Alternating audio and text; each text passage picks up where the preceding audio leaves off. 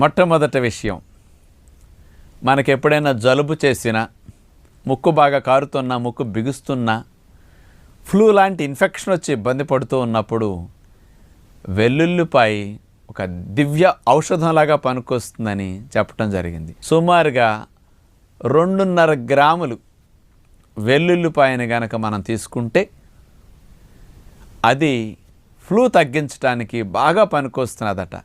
మరి ఈ వెల్లుల్లిపాయలు ఉండే మెడిసినల్ ప్రాపర్టీలు ఏం చేస్తుందో తెలుసండి? మన శరీరంలో రక్షక దళాల్లో టీ కణాలు, లింఫోసైట్స్లో టీ లింఫోసైట్స్ అంటాం కదా, ఈ T helper cells, T killer cells ఇట్లాంటివి ఉంటాయి. ఈ టీ కిల్లర్ సెల్స్ని బాగా ఈ వెల్లుల్లిపాయలో ఉండే మెడిసిన్ వెళ్ళి స్టిమ్యులేట్ చేస్తుందట. అందుకని ఈ టీ కిల్లర్ సెల్స్ వెళ్ళి ముఖ్యంగా ఈ ఫ్లూ సంబంధించిన కారకమైన క్రిముల మీద దాడి చేసేసి అసలు